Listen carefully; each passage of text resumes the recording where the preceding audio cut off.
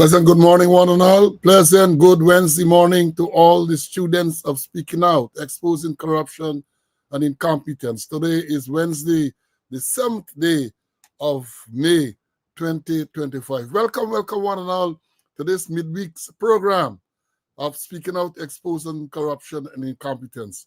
Like as usual, we have lots to tell you this morning. We have lots to tell you. Let me alert you very early that my colleague, Mr. Conway, is experiencing some technical difficulties. As a result, he's not in the studios yet, but he's making every effort to get in. And I'm hopeful that before long, he's going to be here with us to share his knowledge, his experience, and all the information that we have to share. So, here we are. Share the live. Share the live and let them know that we are on. It has been a while. We were here on Friday. And so, it looked like a long time. I know you missed the class. I missed the class as well.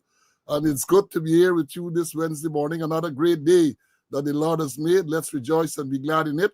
Let's give praise and thanks to being in the land of the living. It is a privilege to be in the land of the living. You know, you wake up, you see a new dawn, and you have to give praise and thanks to the Almighty for allowing you to be here. So yes, share. And I am always very impressed by the number of students and the time these students turn up to come into the schoolyard. The program was scheduled, just 1 minute before 7 this morning. You know, we try to schedule at 7 so that you can know what time the gates are going to be open. But this morning, and immediately the students rushed into the schoolyard. So we are very pleased about that. And all we ask you to do, as I'm doing now again, is to give us the thumbs up when you come in. Share the live. Let others know that classes are on. And just give us the thumbs up as a mark of appreciation, as a show of your appreciation. We have lots to tell you this morning. Lots to tell you. And I'm sure, as usual, that the fact that the schoolyard is so crowded is an indication that you're anxiously looking forward to hearing what we have to say this morning.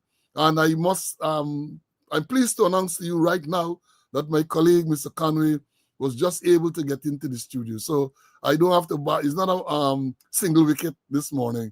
He's here, and we're going to play our usual tag team double wicket cricket. So yes, welcome. Share the live, and give us a thumbs up. 500 students already? 33 thumbs up. Not good enough. Share. And I want to tell you again, that it's time you start. A lot of people have not subscribed to the channel. Many of you who are on this live now have not subscribed to Speaking Out, Exposing Corruption and Incompetence on YouTube. And we have said to you that once you subscribe, then there's a little bell on the bottom somewhere there. That's the notification button. If you hit that button, every time something is published on this channel, every time we give a notification, you are going to get the notification as to the timings and so on. So it's important that you do that. And if you're a Facebooker, then you follow the page on Facebook. So you will get a similar notification when anytime anything is published or on the channel. Whether it's a notification, whether it's the many updates that I will give, you will get the notification and you'll be able to access it. So yes, we have lots of you here this morning. And again, great day, another great day that the Lord has made. Let's rejoice, let's be glad in it. And we're going to go into the usual format. You're going to get a roll call. I know some people are peeved about the roll call. It says it takes up time, but no. We got to get a roll call. It's important for us to get a roll call and to acknowledge and recognize those students who are here. And in addition to that, it gives us time to build up. As I told you, we are both teachers, lecturers. I went through mode of instructions and all that, methods of instruction. And you can't jump into a class and start right away. You have to get what they call icebreakers. You have to get something to get the students' attention, and then you're going to move in. So we use a roll call to get your attention, to allow for the little stragglers to come in, and then we're going to go into the subject. So no one really will get to miss it. And I might well remind you too that these programs are on YouTube and Facebook, So once we finish, it is published on YouTube, and all the previous programs, I know the number now. I know not enough. There are hundreds. They are on YouTube, so you can go back and you can look at them in your own time. So here we're gonna go now. As I've said, 1 minute to 7 this morning, this program was published, and the first man in was the man from the UK, Wayne Little. And then several persons came in at 1 o'clock. They include Wayne, Gavin, Evelyn, Peter, Moses, Patricia, Ulrich, the man from West Side, Derek Tratty, Tessa from Orlando, the Conham Rook man, Brian, Marlon, John, Courtney, Morton, Anthony from Petersall in the East Bank of Demerara, Joan from New Amsterdam. They all came in. Well, Joan came at 7:01, but the previous ones came in at 7. And then we had Lennox, Kevin, Vibart, this is 1966, Lawson, Leon, Neville, Fergus, another Leon is here with us, Lynette from the UK, Earl, Rawl, 11752 was his number, Marcia. Then we have Magnell Aubrey, 1953 from Canada, Brenda, Rosalind, Barbara, Ezzy, the Angel is here, as usual, the Angel. Compton, Esla, Clifton is here, Pastor Smith, 9339 is here with us. Cecile, then we have is Desiree from Georgia, Denise, she's in Guyana, Carl, Clifton, this is the Clifton from Paris, Clifton Stewart from Paris, always here too.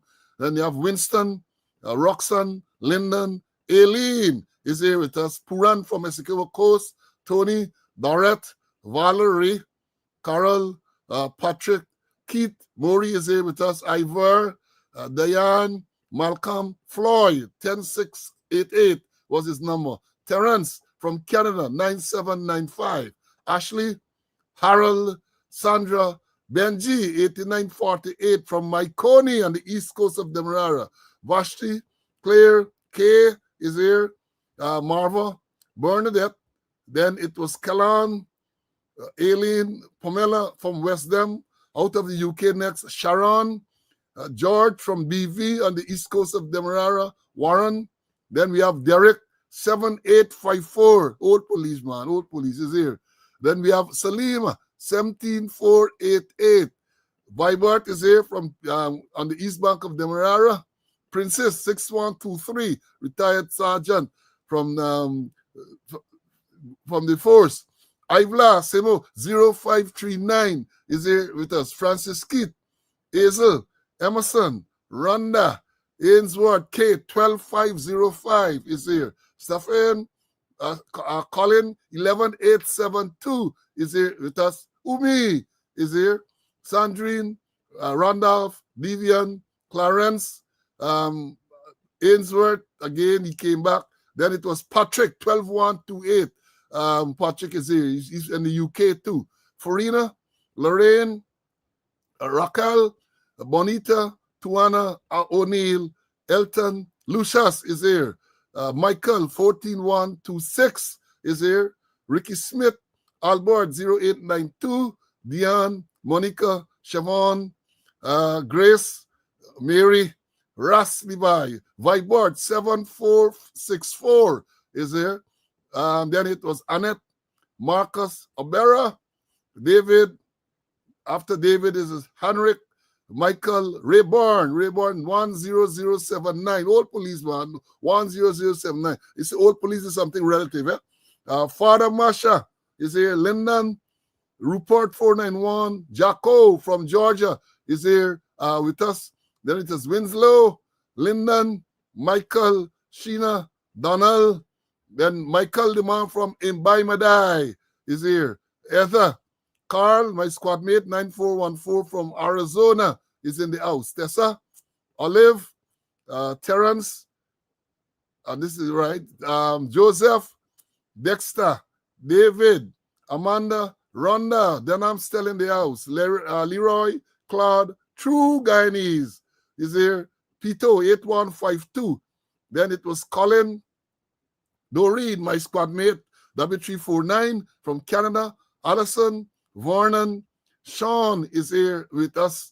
Marcus, Siobhan, Orin, Kurt, Kerry from Maryland is here. Melinda, John, then is Joy. Hope is here. Lester, Maureen, Hazel, Clay, Cloyd, Desiree. And then it is Omar Farouk Mohammed, Richard, Cranston, 15837 is here. Roy from upstate New York. TK, 9135, he's in California. George, 8727. Lorna, let me see if I remember Lorna number, 14913, I think it was. She didn't mention it, but you know I got a thing for numbers. I think it was 14913. This is Sabina. I can't recall seeing this student before. Welcome. Mark, Karen. Then it was Lyndon, Trevor, Colin is back in 6984. Cheryl from New Jersey. Paul, my namesake. Then it was Patricia, Lynn, Race. This is what? Rayshan, Malvok, 5. Then we have Marlon, Dion, Hel, Ben, Claude, Felicia, Stefan. Again, I can't recall seeing this student. Sultan, welcome. Sharon. Then it was Carlton, my squad mate, 9430. He says that he's in Guyana. Roxanne is here. David, Mark, Samuel, Paulette.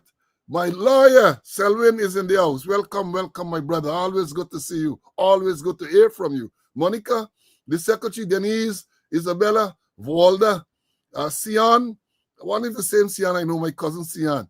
Gloria, Iverne, Roxanne, Mervyn, then it is Raul, Ian, Janella, Courtney, Flavio, Alesta, Joyce, Stian, Mark, Boo Alexander is here, Orville, Verlin, Roderick, Devian came back, Anthony, Gordon, then it was Troy, Danny is here, 9731, Daniels is in the house, then we have Ralston, then the Junior, Matthew, Norbert, Nicola, the original black man came in here, Delan, Roy, Grantley came, Linden Bread is here with us. Then we have what? Then the last person in the schoolyard before we went live was George. I told you the number of students we have. And this is another very old police, 7994, right? But then when we went live, the people them into the yard, we have Joyce. Then we have Trifosa is here with us.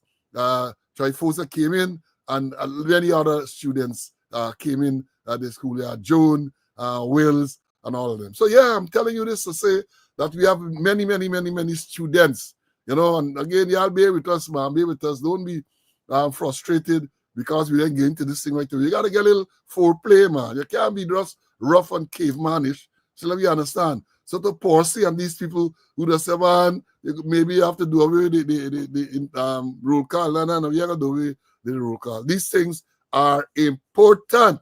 These things are important. Now, as we build up. So as I've said, Mr. Conway has been able to join. We're going to bring him in a short while. But let me make the announcements first. Again, I got to keep reminding you all that this is an election year in Guyana, you know. Stupid season, they call it. And we are seeing evidence that it is stupid season. And we're going to talk about some of that as we go on. And let me remind you, too, that Sunday coming is Mother's Day. So all you guys and gals who are there, you make some special effort to honor your mother. And for those fathers who act the role as mother, you, too, are deserving of Mother's Day. Traditionally, Mother's Day, I just take over the kitchen and I cook for my wife and my mother-in-law and all those people. I think I'll do the same again this year. Do some special dishes for them. Bring out my culinary skills for those ladies who have cooked for you all year and they do all sorts of things. This one day, you should really make sure that you are you're looking after them, right? Breakfast in bed and all those type of things. Yeah, so that's Sunday the 11th. Moving forward, you know, we then make these sad announcements. And before we go any further, something that we have neglected to do since this the death of the young Adriana Young, right? Things on the 23rd of April, Wednesday the 23rd. I think about 2 weeks now, exactly. We want to take this opportunity, and all of us should observe a minute's silence in honor of that young lady. So I'm going to give the countdown, and I'll tell you the minute will start now.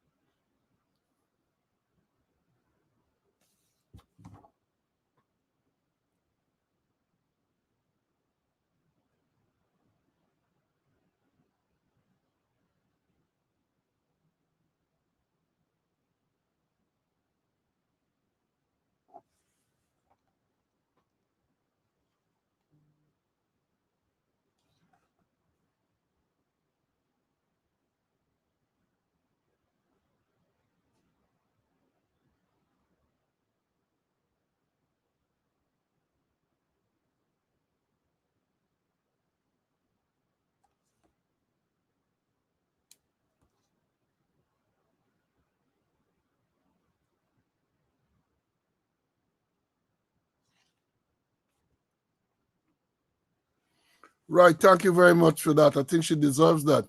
I don't know that we can ask for her to rest in peace, because she has not been laid to rest as yet. And I suspect that she will not be able to rest in peace until the full circumstances surrounding her death have been revealed. So, yeah, so we're going to talk about that more as we go along. Young Adriana Young. Now, let me, we did tell you two of some deaths.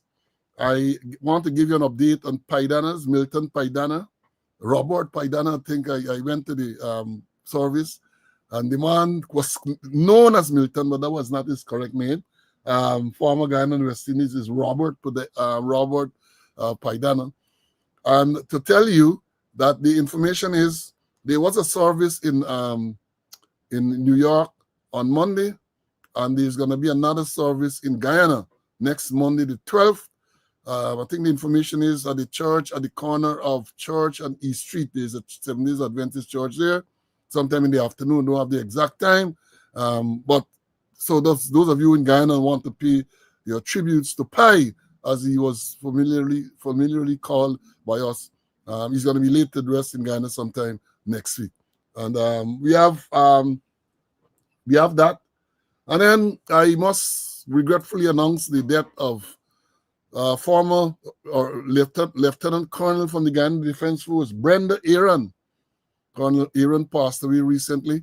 She was one of the pioneers, one of the first women to have joined the Guyana Defense Force.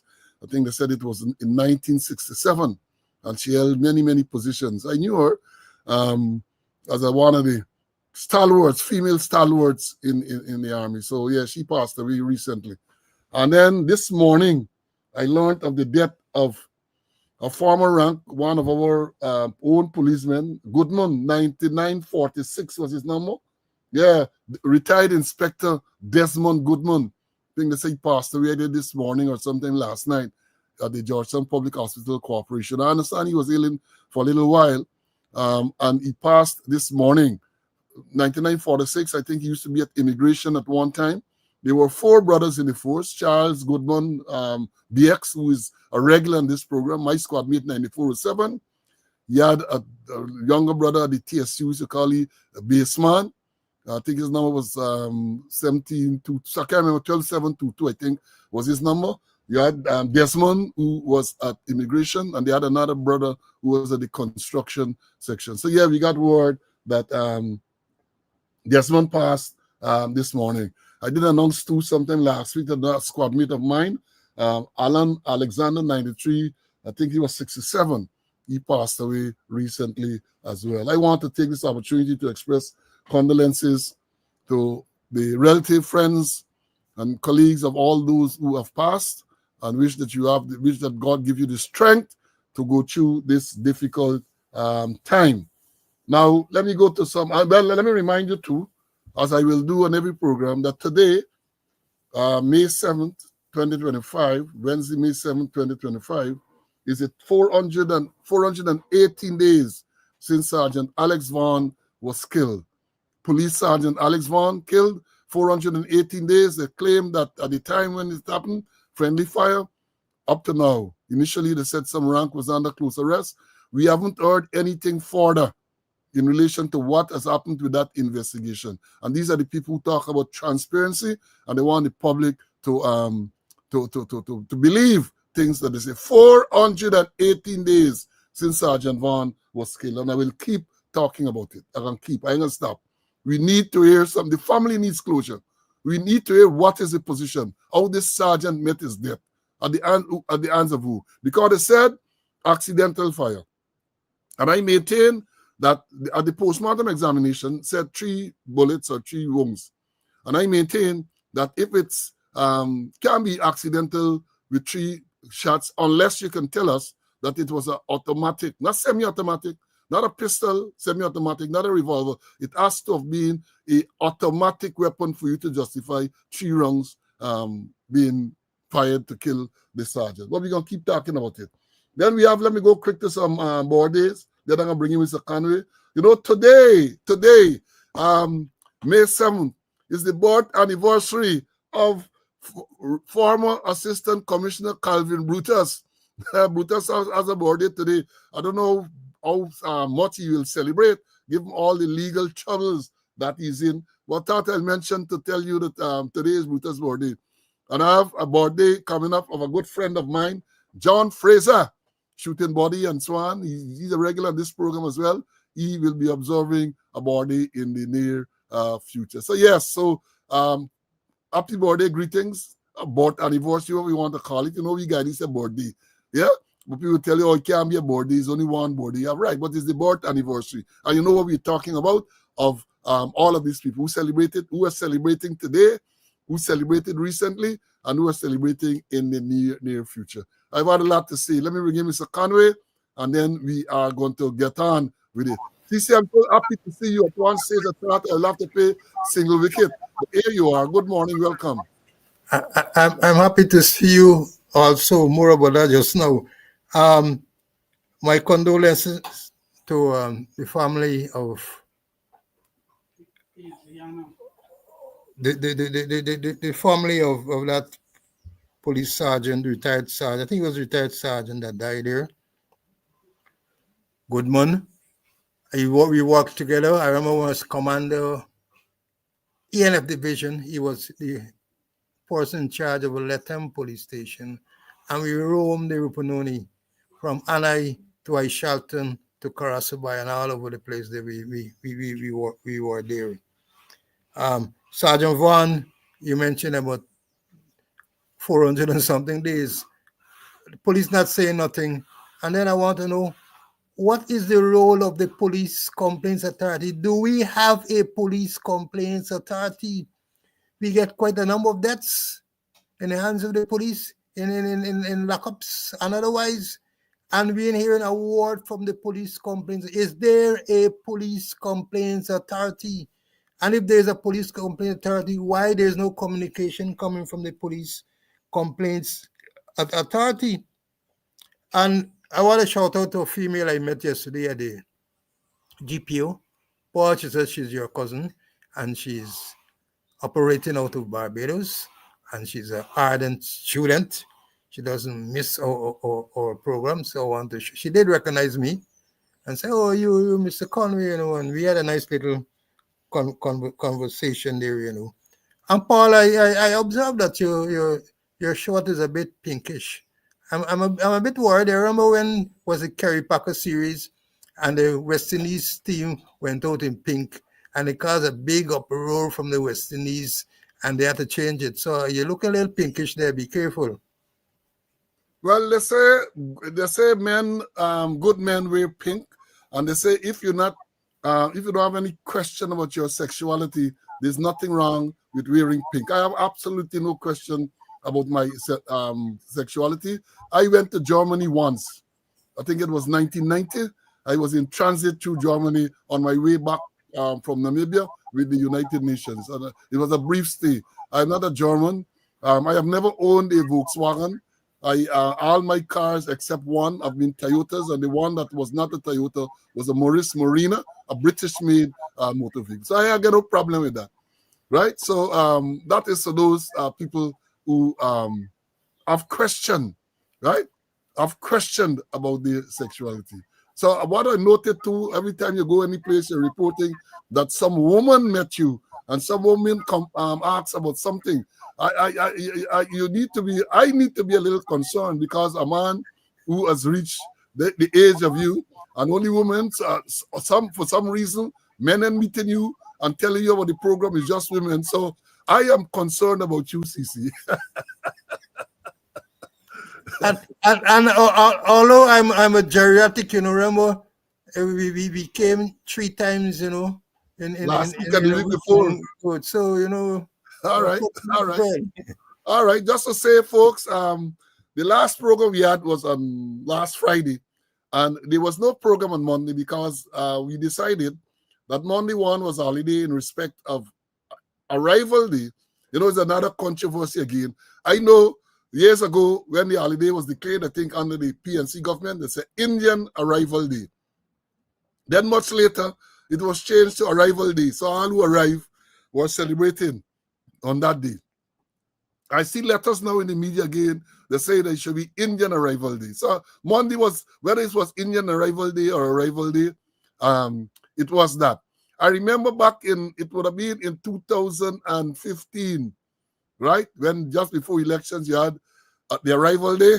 And people were saying, well, May 5th was Arrival Day. I think the elections in that year were held sometime in April. And they're saying election day would be departure day. That is what was being said back in 2015. I remember very, very well. I remember that. So let me see. We had Arrival Day on Monday. So there was no program. And also one of the reasons why we did not keep a program on Monday, because it was to be the funeral of young Adriana Young. And we thought that to honor her and to allow for students to observe either virtually or in person, we would not have a program. But as we know, the burial did not take place on Monday. And so here we are now on Wednesday dealing with it. And we're going to tell you about the way forward and so on. Let me say this at the beginning. We have said it before, that in these times, all type of, I'm talking specifically in relation to the death of young Adriana Young, right? That 11-year-old child who, from all indications, was murdered at the Doubleday Hotel at Tushin. That's why they can't sugarcoat this thing, right? They cannot sugarcoat it. It appears from all the evidence that she was murdered at that location. All right. So people, I warned on this program, I said people can come up with all kind of things. Be careful. Be careful. And this has brought out, this incident has shown to me how polarized people are in the country. How inhumane some of them are. We said that, look, this girl went missing around, they went to the pool about 1 o'clock, just after 1 o'clock. The time is specific when they gave the replace, Wednesday the 23rd of April. And then the grandmother can't remember, grandmother and others. Shortly after, the grandmother was calling them, and then she can't find this girl. The girl disappeared, and alarm was raised. So one of the main questions was one of the main questions was the time of death. I want to bore you and go through all the sequence of events, but one of the main questions, what time this girl died. And would you believe, there's a post on social media by a man named Robin Singh. And you know what the post says? Let me read it to you. The time of death is somewhere between when the adults in the family started drinking Rude Boy and when they remembered they had children with them. Hashtag neglect. Let me read it back. He said the time of death is somewhere between when the adults in that family started drinking Rude Boy and when they remembered they had children with them. Hashtag neglect. That's Robin Singh, a man who somebody said is a product of a traumatized sperm. And it's only a product of a traumatized sperm can make a statement like that. And in case you don't know what that means, it is said that his father was accused of murder. He shot and killed some man and was on jail for some period of time. And he got off, eventually got off at some high-priced lawyer, and he got off. And after he got off for murder, he was released.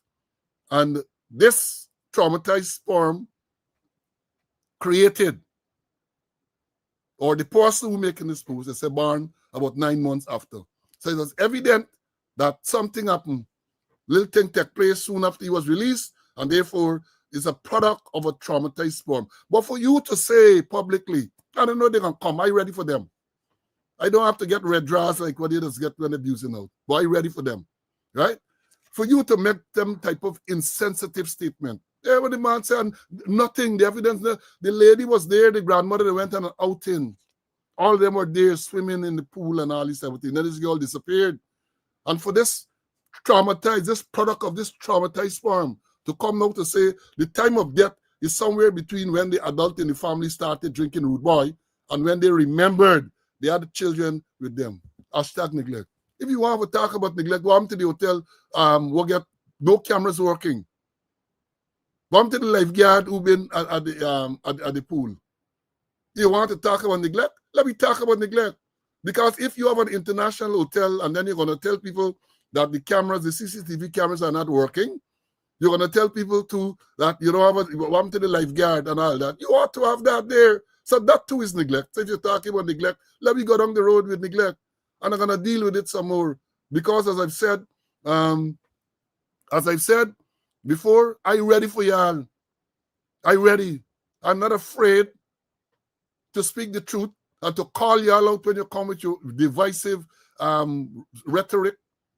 Put on your red bloomers or red drowsy, as we would call it, and come for views and talk a lot of stupidness. I am about there. Don't let this pink shot fool y'all. I am not of that ilk. I'm not so inclined. But as a countryman, I know how to deal with people like y'all. I know how to deal with people. Let me bring in Mr. Conway to make his comments on that. Then we are going to move on. See, now you imagine such insensitive statement like that about the time of death. What are your views, my brother? Well, what more do you expect from a product of a traumatized sperm? What more do you expect, Paul? And then if you're talking about neglect, we talk no camera working. And recently, a couple days ago, they had a junction at Linden, and the camera pick up everything. The camera pick up everything. So we don't waste too much time with that product of a traumatized sperm. We don't waste Yeah, much but time.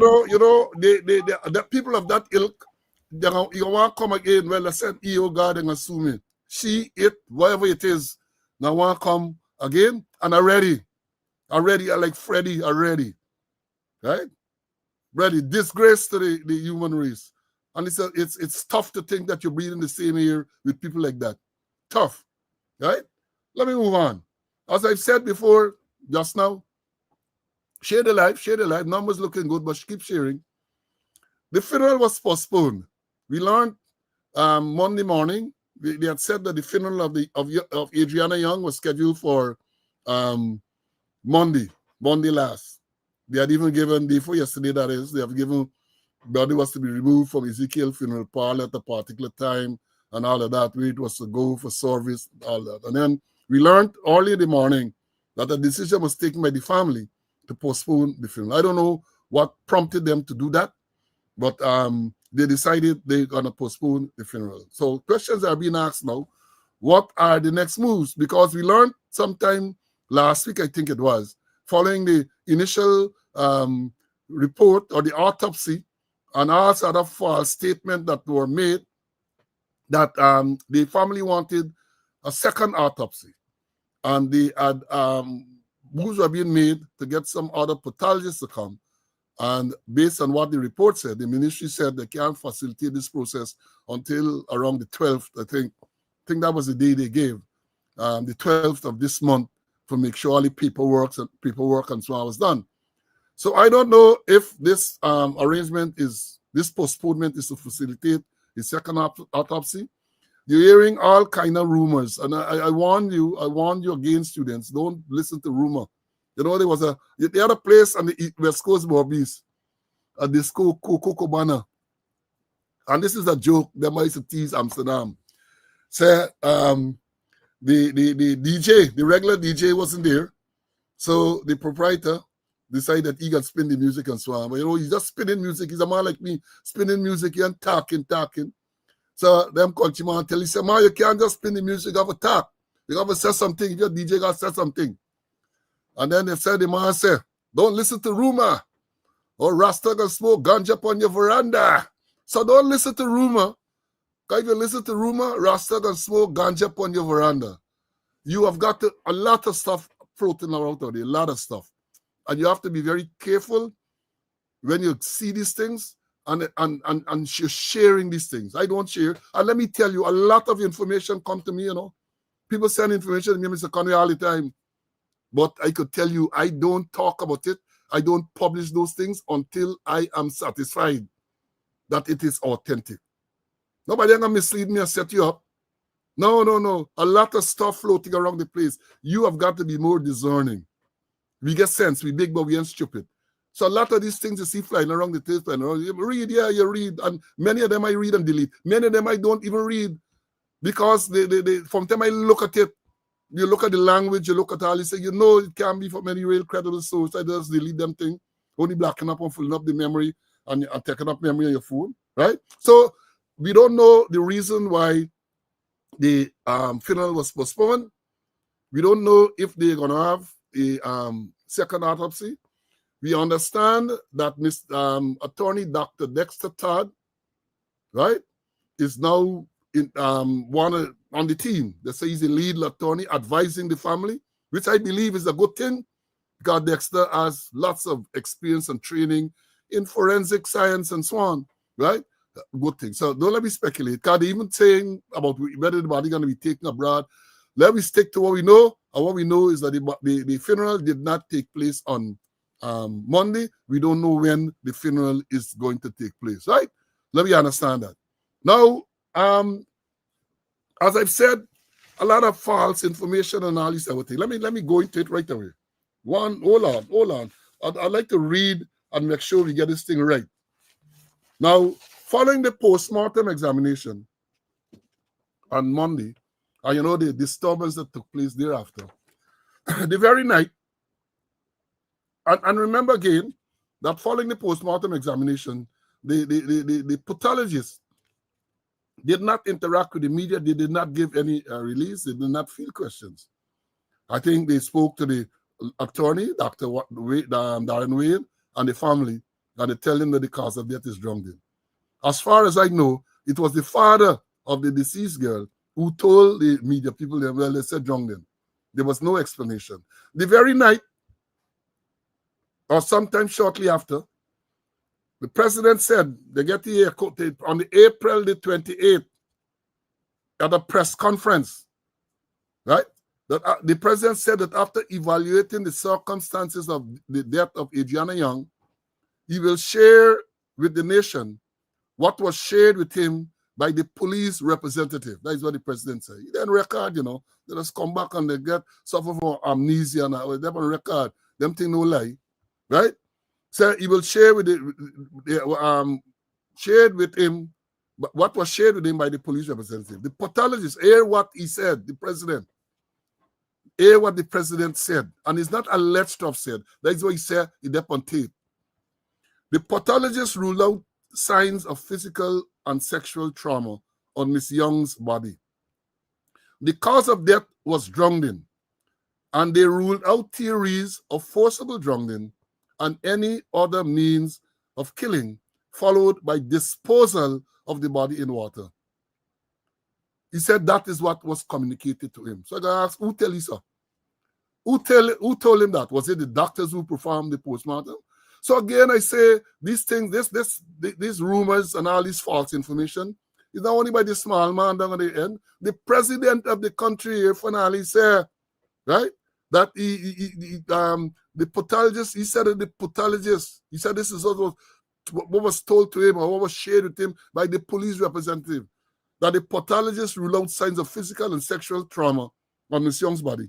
He said, has told him that he got whoever told him, not the pathologist, certainly, based on what he said, the cause of death was drowning, and they ruled out theories of forcible drowning or any other means of killing, followed by disposal of the body in water. So basically, we're telling me that, hey, the people say that this girl died by drowning, and nobody forced. So in other words, because the question was asked, if she drowned, where did she drown? Because certainly she didn't drown in the pool. Certainly she did not drown in the pool where her body was found. But the president said that they tell you cause they're drowning, and they rule out theories of forcible drowning and any other means of killing followed by disposal of the body in water. That is what he said. I don't know how accurate that is. And at the time when he was giving this statement, I think the Minister of Health, Frank Anthony, sat alongside him. And of course, I didn't expect him to correct him publicly, but no one has come to say, well, this is not fully accurate. You know, there's dance and there's dance. There are spin bowlers and spin doctors. Then try to spin this any other way. But as far as the public is aware, notwithstanding the statement made by the president, the doctors gave the cause of death. They didn't give what manner, they didn't go into all of that. I have not seen that, and I've been trying to follow this thing very closely. And even if she drowned, as we say, where did she drown? Where did she drown? And before I bring in Mr. Conway, let me just say this part. And Mr. Conway alluded to it a while ago. You had a drowning yesterday morning at the Amelia's Ward, a pool at the Amelia's Ward. It is there on social media. I mean, I had issues with them reviewing the footage live on social media. Something you shouldn't do. Review the footage, yes, but you can't review the footage and have it on real time on social media. Right? So, all right. The thing showed the man came in sometime then. They got the timestamp and everything, you know. Timestamp. He jumped into the pool. He swam to the end. He started to swim back, and he encountered difficulties. It is there on the CCTV footage. He encountered difficulties. He went down. You saw bubbles coming up. In other words, you go down there, water going into your lungs, displace the air, the bubbles come up. Then the bubbles stop coming up, which means that the lungs now saturated with water. And the man died at the bottom of the pool. When they discovered him, he was lying horizontal, flat at the bottom of the pool. That is what. The videos are there. I'm not going to show it. I am a little more sensitive than that. The man died at the bottom of the pool and remained lying there until they pulled him out. When they took him out yesterday morning, rigor mortis and stiff. You know, as a matter of fact, the man, as I said, the man stiff. All he on the upside, stiff. Drowning man. Compare that or contrast that with Adriana's body. When they found the body was in a semi-upright position. Not lying at the bottom of the pool, in a semi-upright position. When they pulled her out of the pool, the father swam and pulled him out. You could see that the body was fairly limp. So therefore, rigor mortis had not stepped in to cause this stiffness. So they come and fooling people, would tell people that the child drunk, yes, but could not be at the pool. And I'm not going into the fact now that all the searches that were done in the pool, including one by one who is a supporter and propagandist for the PPP, going by Guyanese critic, Wednesday night, and video record everything and said there was nobody there. And something else that we saw yesterday, this body was at the bottom of the pool. I was clearly visible. At the bottom, and they said I was 8 feet. Clearly visible. So they come in and they bring in all kind of thing, and then they tell you who giving false information and all this other thing. Let me understand this thing clearly. Given all that has happened, from the time this child went missing, all stuff with the postmortem and all this type of thing, the police misleading people and so on, I am saying the only way this can be resolved to the satisfaction of most, I can't satisfy everybody, is for a credible investigation to be conducted. Not by the police, not by the RSS or the RASS, not by them.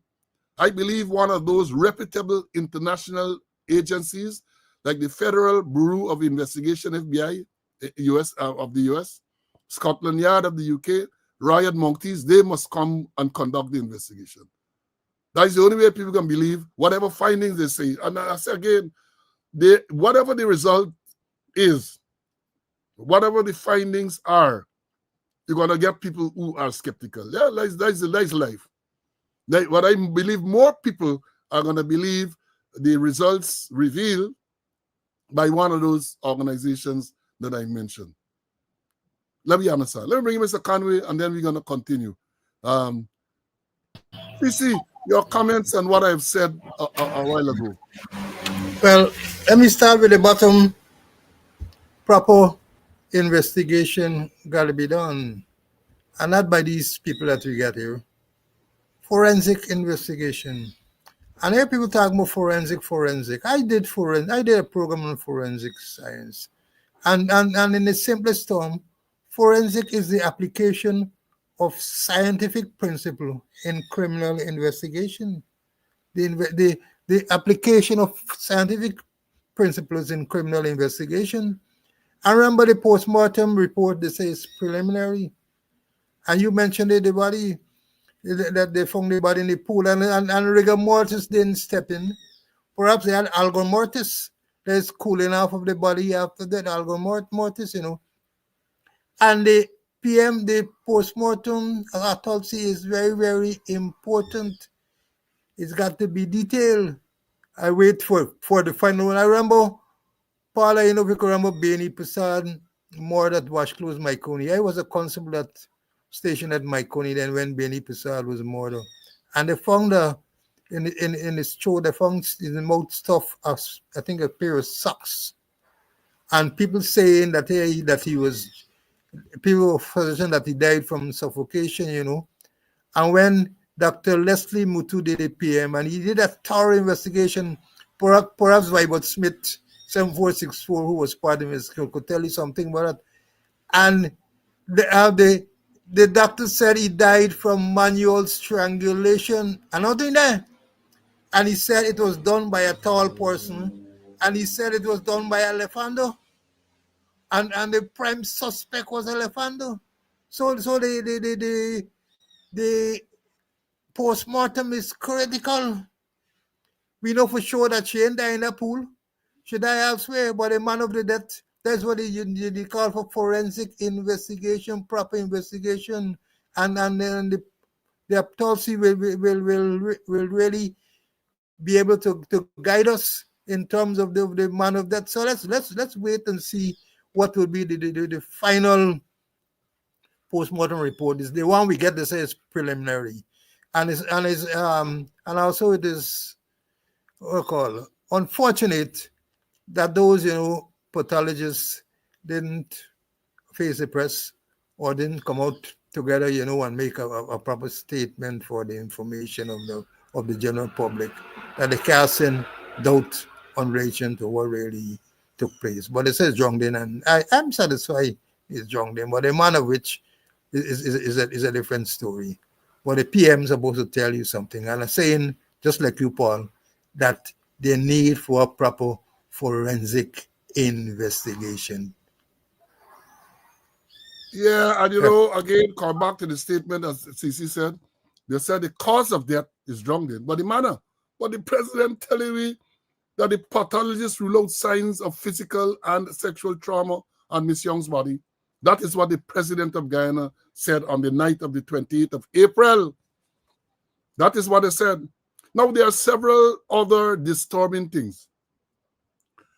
Now, we learned that when on Monday, it has been alleged, let me excuse right language, it's been alleged that on Monday, when this postmortem was to be done at the hospital, there was a process where the body had to be taken to Balwan Singh Hospital for x-ray. I think the x-ray showed there were no broken bones and all of that.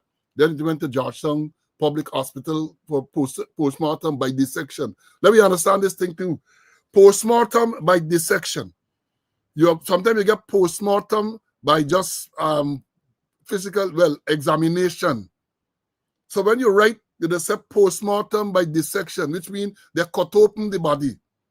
So understand this, students. So not all postmortem, there's cut open bodies. But this was a postmortem by dissection performed at the Georgetown Public Hospital Corporation. It has been alleged that when the family turned up at the Ezekiel Funeral Home, West Demerara, to get the body.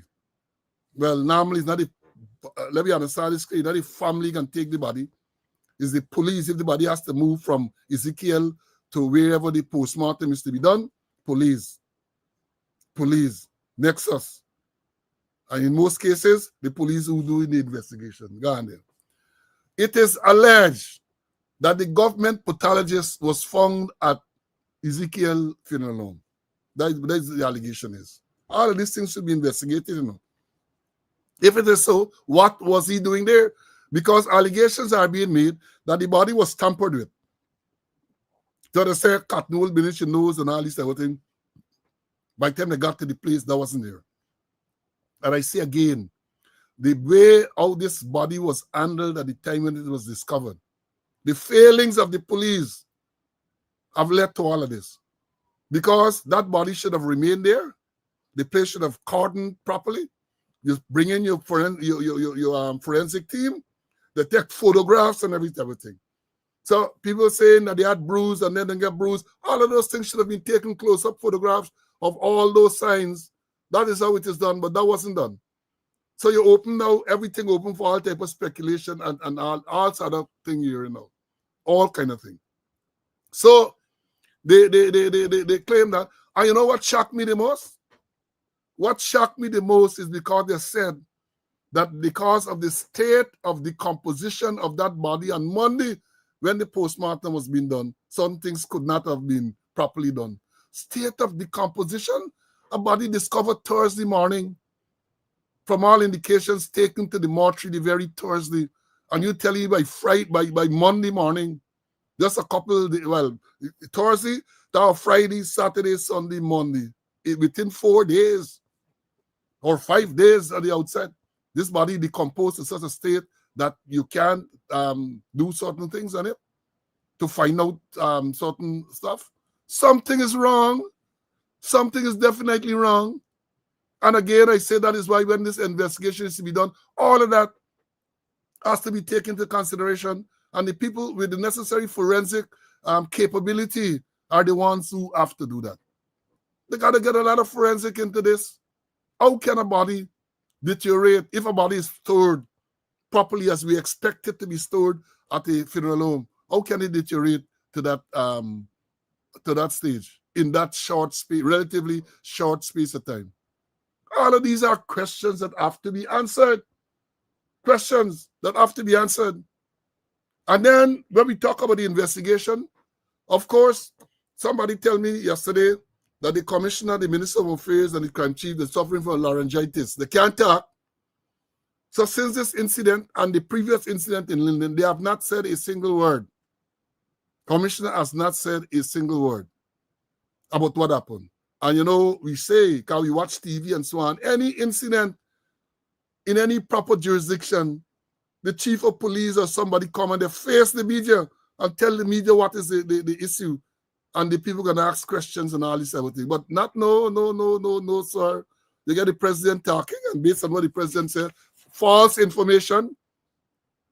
Based on what he said, false, because what he's saying that no physical, the pathologists rule out signs of physical or sexual trauma. That's what he claimed.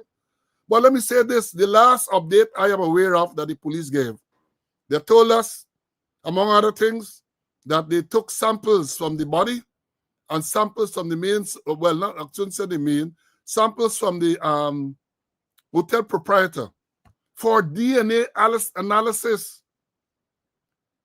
That to me was a shocking revelation. To me, given my training and experience, it's a shocking revelation. Why do you want DNA analysis? You claiming that the child died, according to the president, yeah?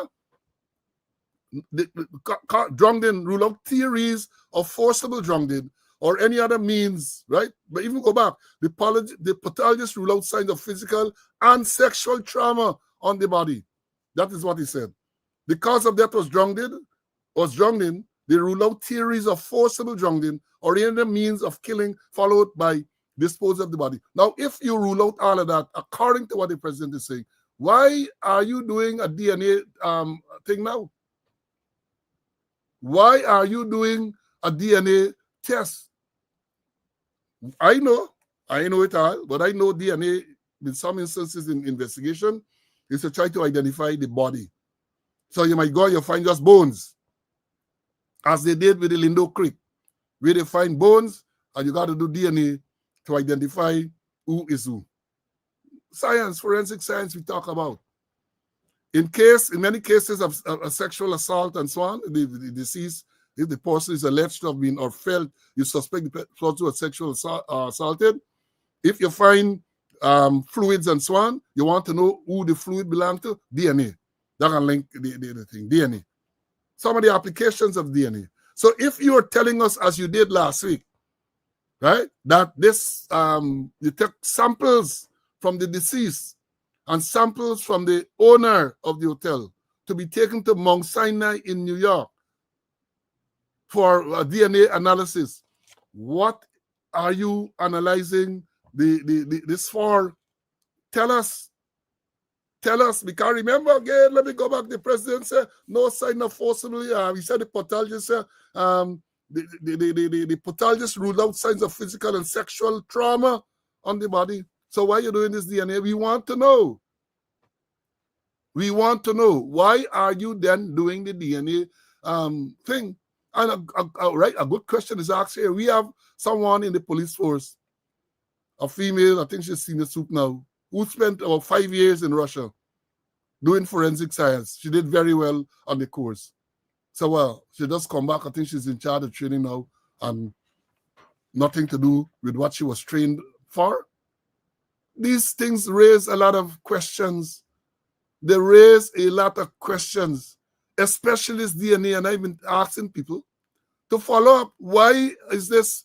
I mean, let me understand. You're doing an investigation, some things you don't want to reveal. I don't want to alert the suspects. You don't want to do that. But you came out openly, publicly, and said that you took sample from the body of the deceased and sample from the hotel, the proprietor from the hotel, and you are going to get DNA analysis. In other words, if you have suspect with DNA, you have narrowed it down to the hotel owner alone, because you have not said to us that other people at the hotel, where is guests, where is staff, have had the samples taken for DNA analysis. So whatever theory you're pursuing a theory that points to the owner of the hotel. That is the only reason why you would want a DNA analysis from him. But you know, I said several times, and I'm saying it again, I just like when they talk, even when the little that they say, because with our training and our experience, we can go through the read between the lines. We can read between the lines. And before I bring in Mr. Conway, I know you're anxious to get a little bit in. Let me understand that the president said too, right? And you know when I say something, and I say when this is alleged, and when I say he said, in this case, the president made a statement to say, I have asked the Commissioner of Police to assemble a special team to lead the investigation into the circumstances surrounding 11-year-old Adriana Young's death. We must uncover the full truth of everything that transpired, and no resource or effort will be spared in doing so. Whatever specialized resources are required to determine every aspect of the event and circumstances will be provided. Additionally, I've asked the police to explain in detail every action taken since the matter was reported. Like the rest of the country, I stand with the family at this time of extreme grief. There's a statement attributed to the president of Guyana. What happened to this team of investigators? Since then, we are doing nothing yet. Since then, we have not heard anything to say, well, they interviewed 2 people or 3 people. We have not heard. And the public deserves to know. And you said, like the rest of the country, you stand firmly at this time in extreme grief. Yeah, everybody grieving and everybody wants to have answers.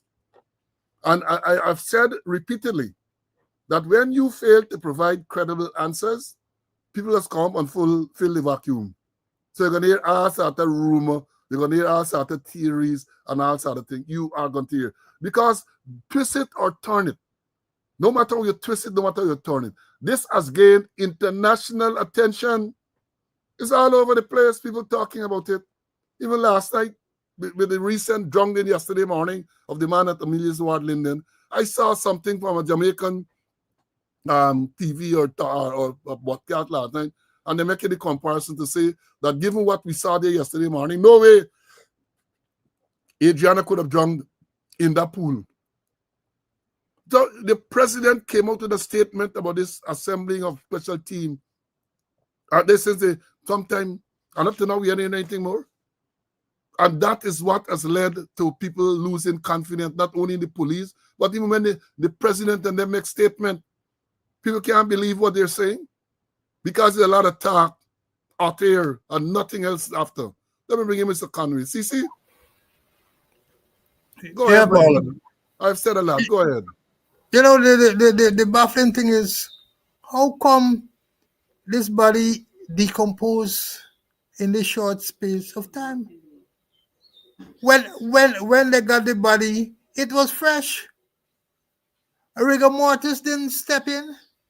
Perhaps it might be rigor mortis, the body was just cooling out when they found it.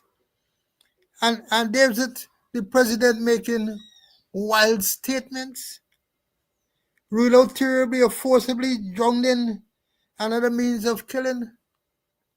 Perhaps, Peter Drucker used to say, the art of listening is to listen to what isn't being said. Perhaps he's saying to the investigators, if they get any, that this is a cut and dry case. They're done there. There's no murder. There's no homicide. And then, as Paul, you mentioned, who is the team? Who leading the team? Or perhaps the team is a phantom. Perhaps the team is a phantom.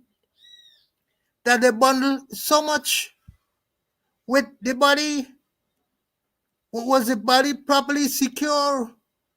And then we hearing or allegation that Dr. Niall Singh was there. Why him do that? What is Dr. If it is true, what is the doctor doing? And nobody has debunked that thing here. We hear nothing from Dr. Niall say, I wasn't there. There's a fragment of people's imagination, but the family is saying that. And they're not, and to me, DNA, when you do an investigation, you just broaden the investigation and then you narrow down. So how come they narrow down to just the little girl and the owner of the hotel? Other persons weren't there. Just the two of them. They're telling us a story that the owner is a suspect, that the owner wasn't, and even that suspect, they're not going to look for DNA thing. The whole thing is shrouded in secrecy. The public can't get confidence in this investigation. The public can't get confidence in the Guyanese policemen doing the investigation. That's why it's called for outside help, forensic help.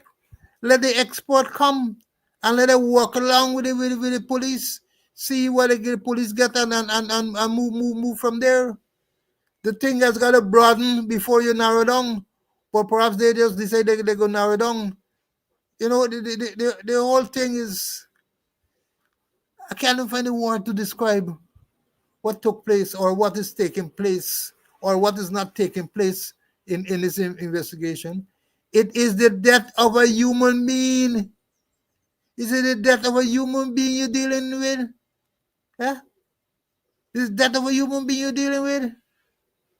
And President, I don't know why the president going to make statements, before he allow the police to do the work. Perhaps it's not a case of political political interference in the work of the police. President is policy. Perhaps the president getting too much involved in operational matters. Maybe he doesn't have confidence in the police. That's why he getting involved in. While repeating, just like you, Paul, that we need forensic investigation and we need the people with the expertise. We need the people with the expertise to do the investigation. You mentioned about the girl who went to Russia and spent 5 years now. She in training. I hear she feature in it. And as she did excellent work in Russia. She got good grades, but nothing but they couldn't use she. Yeah? Even in a preliminary basis. But no. It all boils down to cover up from the inception, from the time Mandel got here to the time Mandel say he's seen You see in video clippings that the girl jump on, the girl got in a bus, a red and black ram, and they see the vehicle at reading up, they see the vehicle at on them naming. And then the civilian, now they're saying the civilian saying is the wrong date to punching.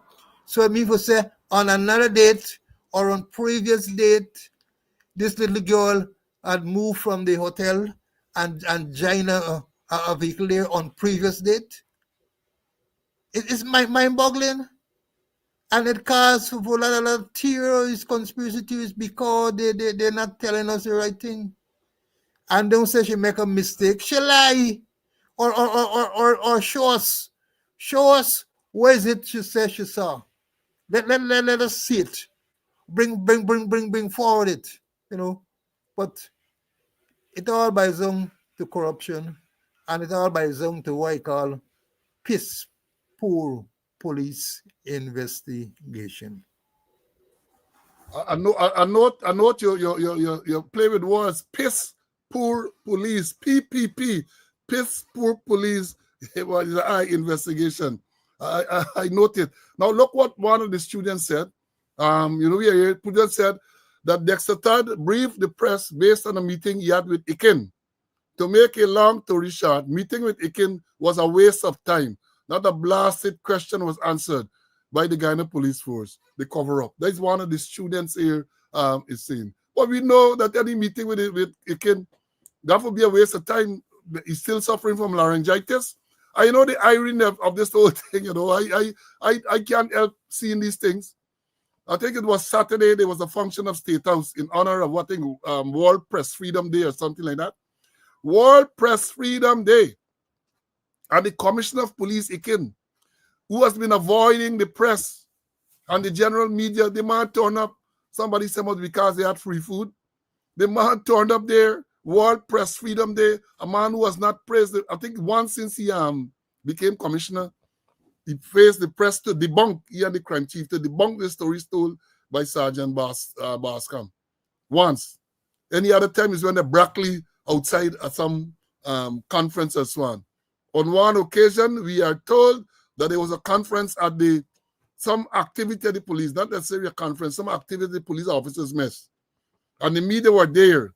I know, as is customary, the media are going to ambush you at the end to ask questions. Well, the media know the place as well as we do, CC. So while they're waiting downstairs, the man caught some other thing there and the man beat out. That is what was said. The man beat out. Can't face the media to answer simple questions.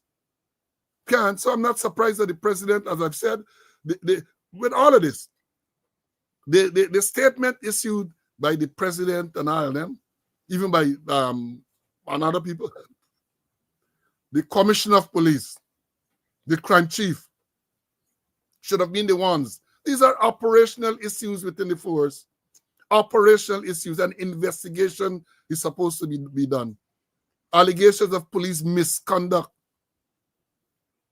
Police commissioner have to face the public and give an explanation. But this one, I didn't. He's stupid and puduping. I didn't.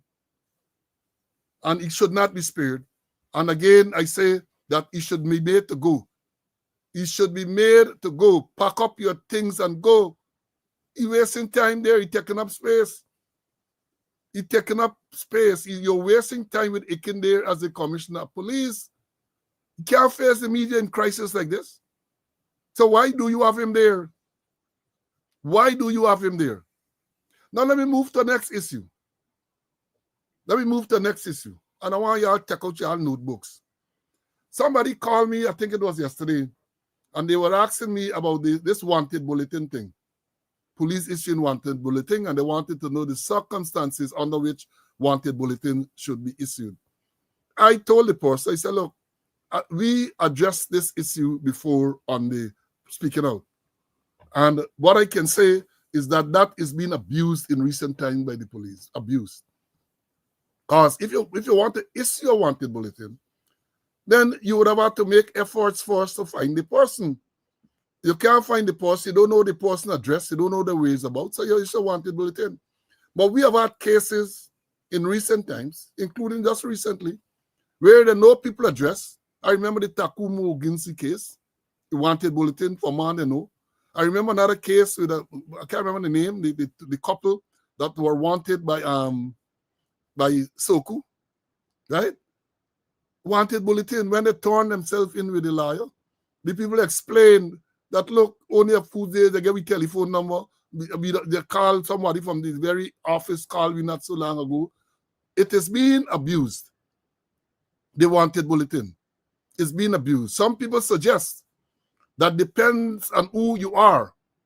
The wanted bulletin can be a precursor to harm coming to you, because it says a wanted man, and then if something happened, they'll say you are wanted. Remember when police shot and killed young Peters in Linden? What was the headline the next morning? Police shoot to kill wanted man. And I took objection to that, because the fact that the police wanted the question doesn't mean that you're a wanted person. Let me understand this clearly. And in that boy's case, the police themselves had reached out to his aunt or somebody, said, bring in, because we want a question in relation to some issue.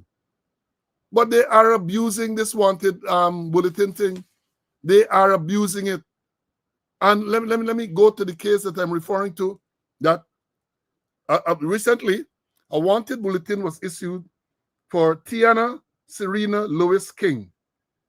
This is the nurse who had some recording. Oh, well, let me choose the language very carefully. There was a recording on social media which was attributed to her, right? And she's, the recording, whoever was speaking in the recording, said that they were at the postmortem examination and they gave some story which contradicts the whatever release was given. I can't even say official release, because I don't know an official release was given. And they said she wanted for creating public mischief, attempting to pervert and obstruct the course of justice. Here, this is a wanted bulletin issued for that says some trainee nurse or something like that. Wait, you know where she live? Do you not know where she live? If she work in the Jasper Public Hospital Corporation, do they not have a record of her telephone number? And then she called it to come, we want to see you, or get the police wherever she live to go and see her. But no, wanted bulletin, right? She wanted for creating public mischief, attempting to pervert and obstruct the course of justice. That was done. So I looked at this thing, and what do we have? Let me analyze it. What do we have? We have a case where somebody, they're claiming this young lady, is in conversation with someone on a telephone, it would appear, right? And she's making some statement that she was there, and a lot of things. She said she was there and so on. I think at one stage she said, hope you're recording me. In other words, she didn't want to be recorded. She had no intention of what she was saying going public. Right? It's all right. Somebody with some imagination, now we said, what do we want for sale? Making up story, talking to someone in private. She is speaking to someone in private with something, as I say, is a concocted story. Now you tell me, this is a private conversation. How then can you accuse this person of creating public mischief? How can you create public mischief when you're having a private conversation with someone that you don't even know the conversation is being recorded, and this conversation is not released by you? So how is it? How can this be public mischief? Is that a case where this lady went on social media and broadcast something? From the evidence, that is not what happened. What happened is that this lady had a private conversation with someone, and it would appear as this person taped the conversation, and the person who taped the conversation is the one that released it to the public. So how are you blaming this young lady for creating public mischief? Let me tell you all this. I'm bringing CC a while. I learned, maybe things change now. And I just being facetious. We can't change. To commit a crime, there are two elements. You have what they call the actus reus. That's Latin, mean the guilty act. And they have what they call the mens rea, mean that you have to have a guilty state of mind. All right. So actus reus is established in this case because, well, let me say you establish it because now with AI and all them things, you can never know. So let's assume for argument's sake that this young lady did make the recording. Now, how do you prove intention to say that she causing public mischief when she never released it to the public? How do you prove that? How do you prove that? I am saying that these people are using the law to try to intimidate and people and causing people unnecessary angst and anxiety and worry because there's no way, given the sequence of events here, no, first of all, no wanted bulletin should have been issued, and she has not committed any crime because she talked of is a private conversation between she and someone. A private conversation between she and someone. And then what happens? The person to whom she spoke, it would appear that person released this thing to the thing. Now, if we want to make the point that what she did privately is a crime, yeah, let me say you want to make the argument that the mens rea was there. She intended to cause public mischief. And I know you're going to prove that she intended to cause public mischief when she did not release the thing to the public. I don't know how you're going to prove that. What happened with all them other statements? What happened to the statement by Mandal, assistant commissioner, that they saw people, this girl, Adriana Young, in a red and black car? That is not public mischief, which turned out to be false, which the police admitted is false. They said it was an error. What happened to that? What happened to the civilian at the place there who gave, as they claim, gave misleading information to send the people on this with an intention of sending the people on a wild goose chase? What happened to she? Huh? What happened? What happened to the president who made a statement about what the people said and what they did not say? The pathologist ruled out signs of physical sexual trauma on this thing there. What happened to them? What happened to those persons? Come on, I tell you all, we come to this program and we're going to analyze all of these things. What I'm saying, there are so many false statements by the police and so on, intended to mislead the public. Intended to mislead the public. In this case, there's absolutely no evidence that this young lady, you can prove that she intended to cause public mischief because it was a private conversation and she, from all indications, is not the one who caused it to go public. But I hope some liar, I know the liars are going to be listening and all of that. I'm sure they would have picked up on this part. But if they did not, I'm doing this as a public service. I'm doing it as a public service because based on the facts that I know, and I know everything, but based on what they have said, that is what I am concluding. That one, yes, you have an act that you can say is a guilty act, the actus reus, and two, you have, but how are you going to prove the mental element? And in any crime, you got to prove the mental element to establish the crime. It's the act and the intention to do that. Let me bring in Mr. Conway. Mr. Conway, I'm sure, as an old instructor there, you can tell us what actus reus and mens rea and all them things. CC, your turn now. Well, as you mentioned, the mental aspect of things. And I always remember Compton Richardson, attorney at law, It was one time police legal advisor. He used to work at the DPP, And a particular course, the man always stress about the mental aspect of things they know. And then if it's a private conversation between the two persons, and then if you're gonna cite she, what happened to the man who released? The person who released it was his intention to cause public thing. And then we talk about the president, we talk about the civilian, we heard about Mandel. What happened to them also? What good for Tom must be good for Harry, must be good for Dick too. The whole thing, and then how come you going wanted person thing there. Did you make a reasonable effort to get a person? Did you check out her home? Did you check out her workplace? Yeah? And what was the urgency in it? What is the urgency about it? Did you make a reasonable effort to get the person? And you can't find them, you don't know their whereabouts. Did you visit her home? Did you visit her workplace? Did you talk to her associates? Person who saw her, as the case may be. If she's married, did you talk to her husband?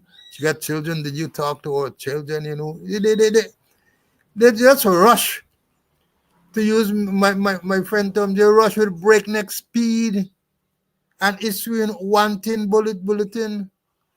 The bottom line is, it was a private conversation between two persons. You know, Guyanese like pick up themselves.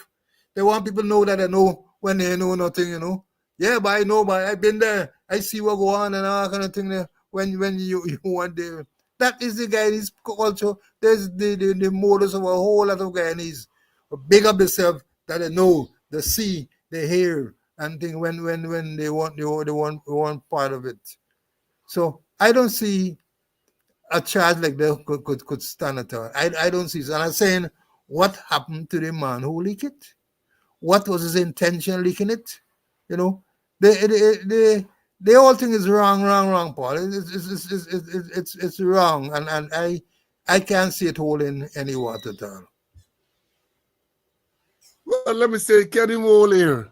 You know, and let me don't forget, you know, let me don't forget that many of these charges are not intended to gain any conviction down the road, you know. They know they can't gain any conviction.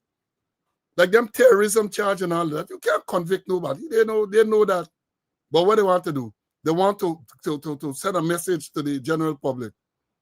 They want to send a message to get people scared to protest. So we have a situation now where I'm sure that even the law-abiding citizens who want to go and make a protest are fearful, because they're going to charge you with terrorism.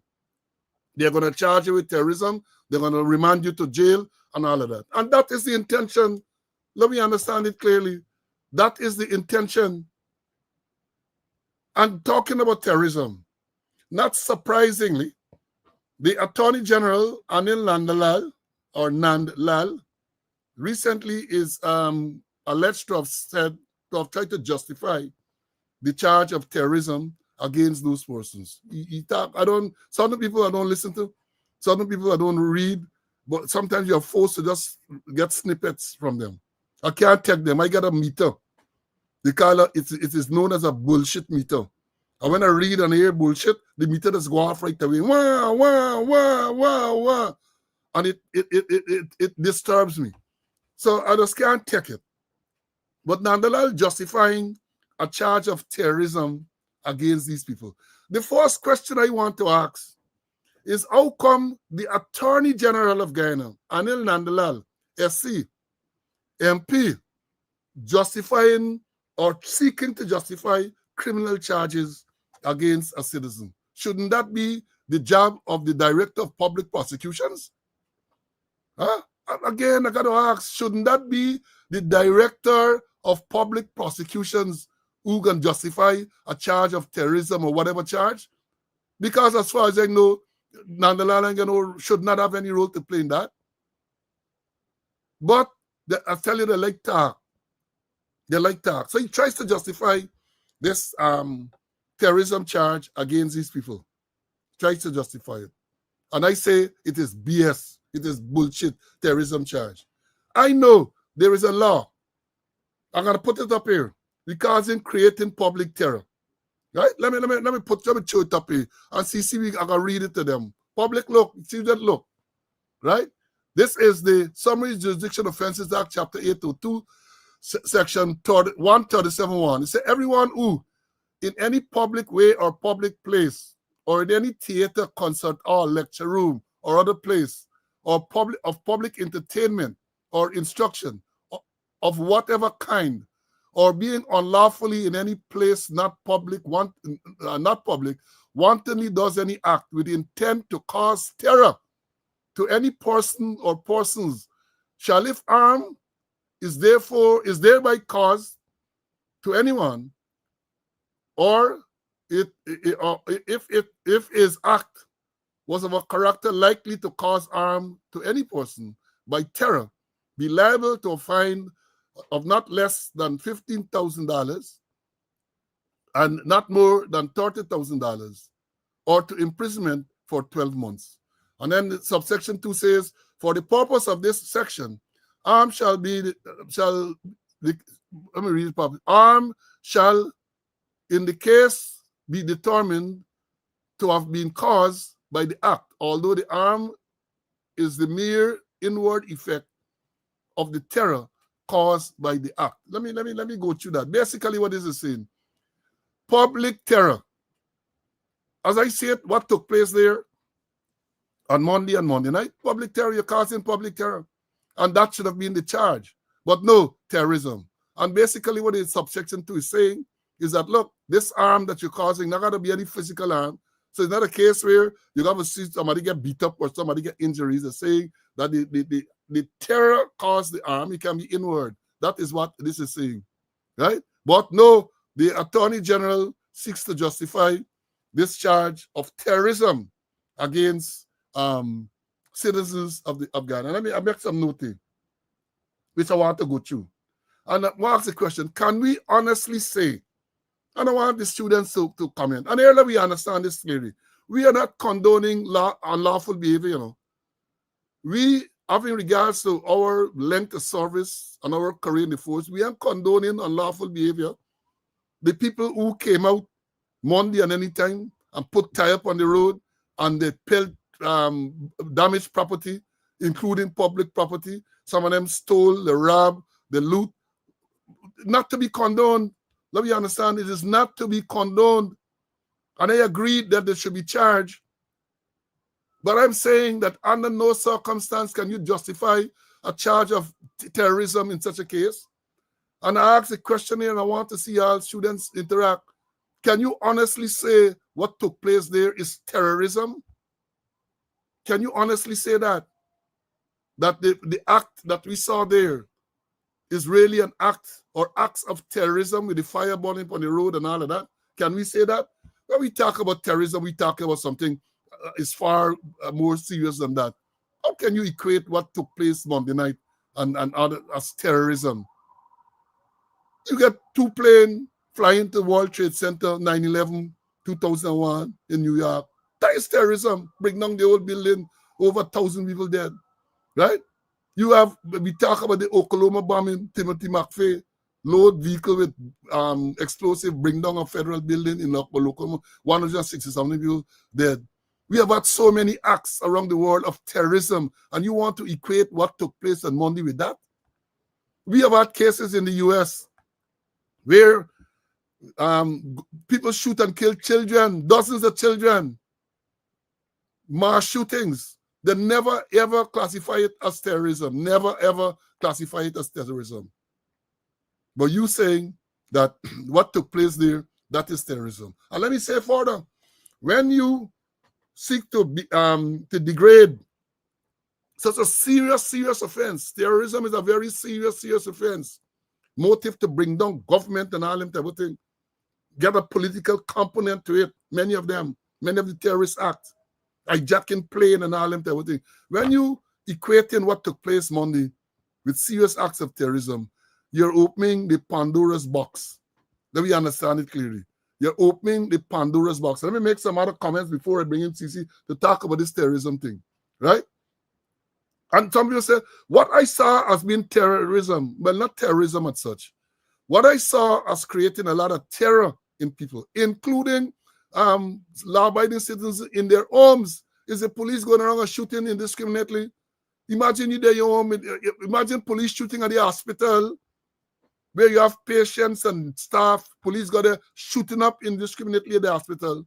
You're not that wasn't creating terror to those people. Questioning them, questioning one of the patients or the nurse how they felt when gun shooting outside there, and let them tell you whether they were terrified or not. Right? That is what you talk about. And I make the point here, They say by charging terrorism, they're diluting the seriousness of terrorism, right? They're diluting the seriousness of terrorism. And I have some other comments I want to make on this, but before I go, let me bring in Mr. Conway, right? See, this thing about charging people with terrorism in Monday, and the Attorney General trying to justify a charge of terrorism. Where is the DPP in this case? Where is the Commissioner of Police? Go ahead, my brother. Well, the DPP, the Attorney General perhaps has his own definition of terrorism. And then, if you're going to go by his definition there, things like when people born in them canes and then sugar estate and them kind of thing to cause the economy to shrink or to collapse and them thing, them thing is the acts of terrorism also. And even with Timothy McVeigh, when he brought down that Oklahoma government bill, state bill in there, I think that they said that there was a forced act of domestic terrorism, and they had plenty other things there, And if they say public terror, maybe I might be able to go along with it, And I remember the charge very clearly. I remember I was stationed at Michael. 7254 I was a detective there. And a man in King Grove, he lived not too far from a rum shop, and he went in there drink. And when he and some people get wrong, and he went to him armed with a cutlass and rush in the rum shop there and start fire chops left, right, and center. People had to jump through window and all kind of thing there. And they charge him for causing public terror. No, not terrorism. Terrorism had things to do really with the state. And like you, Paul, I condone the actions I saw there outside of the Chung Hospital space, burning, looting, damaging property, robbing Chinese stores and them things. Those things the person must feel the full blunt of the law. And apart from in terms of sentences, they must get maximum sentences. I believe in that. But then in the process, a lot of innocent people were pulled in and get charged with terrorism. Innocent bystanders, man riding the bicycle and going home from work and all this kind of thing. So I don't know the Attorney General get involved in that. And then don't worry, the DPP. If the Attorney General says so, the DPP gonna say, there is it, The DPP is armed. And for me, the DPP right now is an oppressive arm of the state. And I won't be surprised if right now they send them files to the DPP going to say, hey, proceed with the charge of terrorism. Terrorism got to be, for me, more to deal with the state and them kind of thing. Public terror, yes, maybe they could stand, but not terrorism. And then when you're doing these things, you got to make sure that innocent bystanders aren't charged. Innocent bystanders. But the thing is that let me catch them, put them in front of court, no bail, that in future others who want to be involved, they will be deterred. And that is the thing. Maybe they might say, in their own view, the end justify the means when it is wrong, completely wrong, and it is unlawful. Now I see one of the students pick up. My colleague misspoke. He said condone, he meant condemn. So it's one of the students asked the question where he said he condemning the acts of violence, but he does slip sometimes. I'm sure you want to correct. It's condemning mean. So we have condoning. Yeah, so he made a mistake. So tell them, Jacobats, don't go and say that we say we condone violence. We have been saying all along that we condemn any act of violence, but we're saying that those acts cannot equate to terrorism. That is what we're saying. Now let me saying this, staying with the same issue, right? We're saying the charge of terrorism is designed to intimidate and deter persons from protesting. I have no doubt about that, right? And I said it is nearsighted. I made some notes. It's nearsighted and can place the country in a bad light. It is nearsighted and can place the country in a bad light. How would they explain to the international community having all those so-called terrorists in the country? Later on, sometime late in the year or next year, when some international organization gonna report in Guyana, and then they might use that to say you have all of these terrorist act, and there you get downgraded. They are the ones who gonna come out now and ball. They are the ones. It is nearsighted. It is nearsighted. Then as you talking about investment, you're encouraging people to come and invest. When you talking about having all these terrorists, 100 and something people charged with terrorism and all of that, enough people, they look at the headline, they ain't going into the detail, realize it's just a man born in the road. But if you, I can see the people where there's a border director who say, no, we can't go there. Look at this terrorist activities in Guyana. Don't let's go there. Let's go someplace else, right? You have, again, you talk about tourism. You want to encourage people to come because you're saying tourism, what is ecotourism, anything else. And you are going to plaster, you're going to have plaster across the world that you have all these terrorist acts taking place in Guyana, right? That is what you're going to, look, these people are so daft, right? They are so dumb that it's unbelievable. It is unbelievable. And I wanted to insert the adjective between unbelievable. But this is not the type of program. When you catch me in the rum shop, I can tell you what is the adjective that should come between unbelievable. Can you imagine that? A country talking about investment, the fastest and growing in the country, fastest growing economy, and all of that. You get public order problems, yes. And again, I emphasize there should be charge, but not for terrorism. But you charge them for terrorism, and therefore, all over the world, you get terrorists in Guyana. Terrorists in Guyana. And they can't see that might even affect law-abiding citizens traveling. The people ask where you come from, Guyana. They don't go into the mode, Guyana get enough terrorists. Let me make sure check them properly. Let us make sure that they are checked properly. Because already, when you travel from Guyana, they ask where you come from, your suitcases, and those things that go through detailed check, because Guyana has a reputation of smuggling drugs and other stuff, gold, and all of those type of things. So, again, it is nearsighted. And if we had a proper functioning system, and let's assume that these charges were instituted without the advice of the Constitutional Authority, the Director of Public Prosecutions, one would have thought that by now it would have been reviewed and those charges would have been withdrawn and the appropriate charge instituted, which is causing public terror. And let me say this. You know, there are still a lot of lies, but I still talk. One of me eye drains. I know, tell me yesterday, I'm teaching them too much. I shouldn't be teaching so much.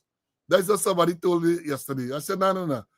It's in me to teach, to pass on the information that I got. Because a lot of the things that I learned, especially regional policemen, was at the expense of taxpayers. Go to FBI, well, some of these things were partly sponsored. Go to the US FBI, go to Staff College in the UK, and other places. So I have a responsibility, I believe, to share some of the knowledge. And I said, in times past, had it not been for this corrupt system that you have now, I would have been invited to go and make formal presentations to officers and other ranks and so on, which occurred frequently in the past. But now I am persona non grata, and I still don't feel that I should deny the ones who learn to learn, the ones who want to learn. I should not deny them this information. So here I am telling you. Look at the case in Berbice Region 6. When, I think it was last year or sometime, they charged some of the cake cutters with some offense. They've been caught and they demonstrate and they do all sorts of things, they arrest them. Remember, they arrest them, they take off the clothes. The commander, Chief Basad, Bakasa, whatever his name, come out publicly and try to justify taking off the clothes and all sorts of things. They went to court. If my memory serves me correct, they were represented by Cameron Dramdatan, attorney at law. They all get dismissed. All the charges were dismissed against them. You know what one of the reasons? Being in the area where people pelting and burning tire and doing all sort of thing is bad. But the police have a responsibility to say exactly what the individual did. Let me go back again. Let me say you get big riot and burning and thing in Middle Street as we had last Monday. You got caught up. Even if you are one of the people behaving bad, call them rioter. When you are charged, They charge you for terrorism. Somebody got to go in court and say exactly what you did. Not no blanket thing that you been there. Been there, they mean nothing. They have to say what the person did. Now I tell them they're gonna go and cook up thing, they're gonna go and they're gonna talk. But any good liar, when the cross-examination time come, can able to deal with that. You have to say what the individual did. And when I taught public order at the training school and at the TSU, that was emphasized. That was emphasized. That is why when you go out to do public order operations, you have what you call a recorder, a person who records everything. You get cameramen and all of this type of thing. You get videographers to record so you can see exactly what the individual was doing. We understand from the people that pick up, it's just people that are in the area. Look, they get a case, it's been said that the driver of the deceased girl's father, a man driving, he stand up, the police come, flip, take a picture. Next thing you know, wanted bulletin for you. Take a picture. Wanted bulletin for you. What is the bet you win, Mello? Somebody said it just win a bet. We need to know, right? So let me understand. You get the technology, you got to make use of the technology. You're picking up people while and charging them for terrorism. It's not going to cut it. Maybe you would have achieved your aim, which is to scare people, have people terrorized to go out and protest legitimately. So let me understand this.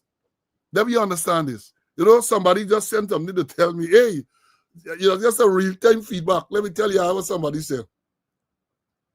Somebody said, this traumatized sperm thing, what we talk about.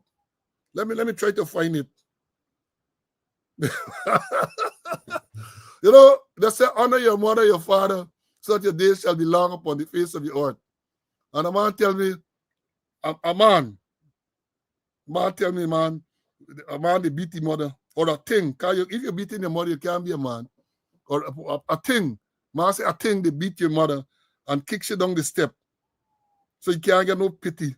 He said, man like that, something. Kick your mother, beat your mother and kicks you down a step. Oh my Lord, that is what is being said. I'm gonna tell you, I make you decide this who. What a man say. A man telling me, one of them talking a lot of crap, kick your mother down a step. Now, how do you do that? So if somebody like that can make claim about when the girl went missing and all them type of thing, anybody can make that type of claim. You cannot relate, because if you're kicking your mother down the step, you're not got no sympathy, you're not got no empathy, you're less than human. Let me understand that. You are less than human if you are gonna kick the person who brought you into this world down the step. Sad. But you have to expose them. You have got to expose them. Because they just come, they're writing a scandal about, and they believe they're walking around with people and the thing. You got to expose the past. Nasty, stink, and dirty. That is what you have. Stink and dirty. That is what you have.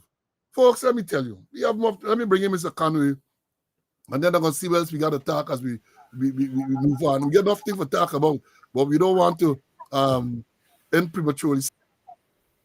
All right, let me move on and deal with some that we can finish this morning and leave the rest to some other time there. I want to know what, we said again that what you have, things are happening so quickly in Guyana that an incident happens and people are following it. Then something comes, you get distracted, you're following something else, and all of that. We had, how long ago it was that they killed Peters and Forgery in Linden. We know that the Sergeant Kendall, who shot and killed Peters, is charged with murder. What happened to the Forgery matter? We ain't hearing nothing more. We are not hearing anything more about Forgery. They were investigating. We ain't hearing anything more. What is the position with that investigation? Every time you ask the Scottish, you should be asking him about that. What is the position with that investigation? The Complaints Authority, as CC said, what is the position with them in relation to these investigations. The killing of Peters, the law, Police Complaints Authority Act, Chapter 17:02, said that any killing that involves police, other offenses as well, the investigation must be supervised by the Police Complaints Authority. We hear that bringing Ross to investigate Linden. We ain't hear nothing about the law and the Police Complaints Authority. Nothing. Nada. Nothing at all. And they tell you about the rule of law. The law says to follow the law. The law says that, so therefore you must follow the law. But no, they ain't saying nothing. And people tend to forget. When you have a family looking for justice. We had the killing at Maikoni, where they killed the two men. One man, I remind you all, one man is on Songmine, showing sand. We got the video, he's showing sand at the police.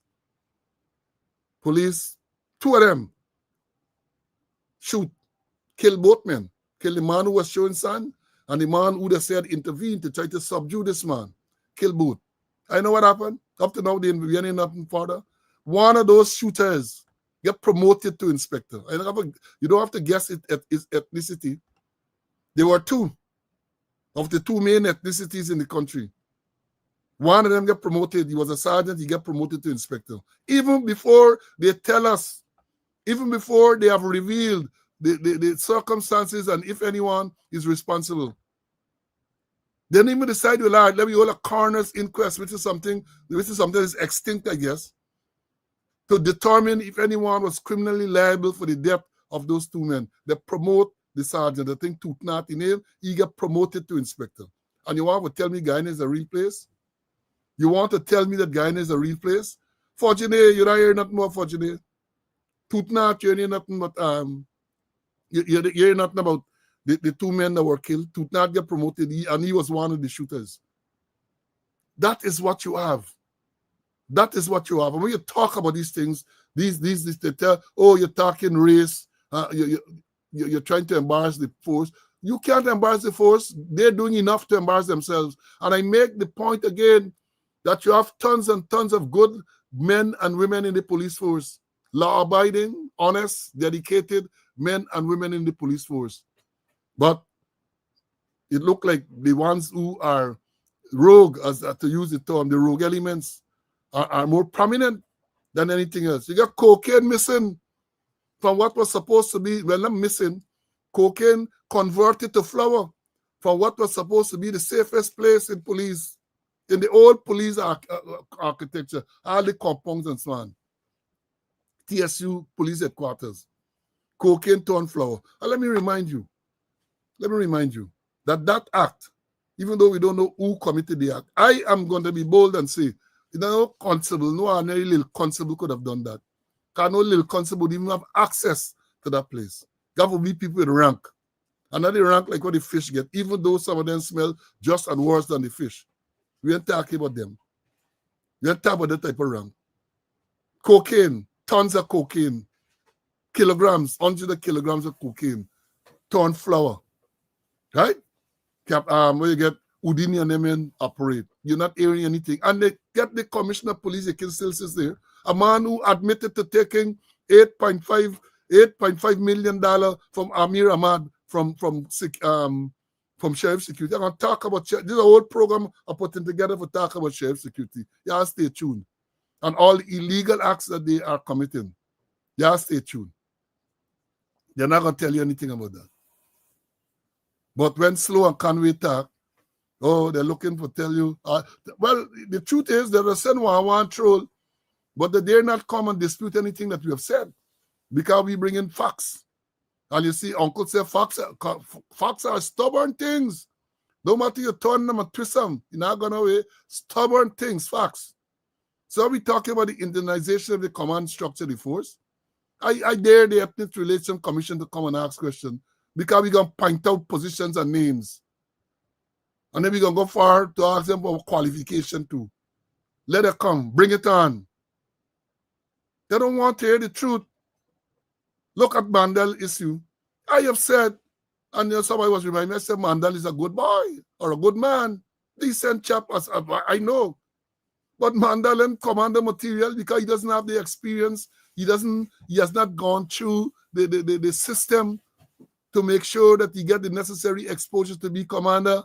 But they put it there as commander. They put it as commander. So when incident occurred, let's put aside for one moment. Let me say, all right, they didn't collude with anybody for trying to cover up this thing. His action alone is one as the action of a man who had know nothing but policing. At no time did they cordon that place. At no time did they, even to now that we're talking, I understand that they have not established that place as a crime scene. And they're telling you that they send for DNA, they take DNA from the owner and the DNA from the deceased girl. But it is not, as far as we are aware, as a crime scene. So what are they doing? What are we doing? What are we doing? You know, what are we doing? And before I'm going to bring in CC just to give its closing and so on, there were some things I should have mentioned in the beginning.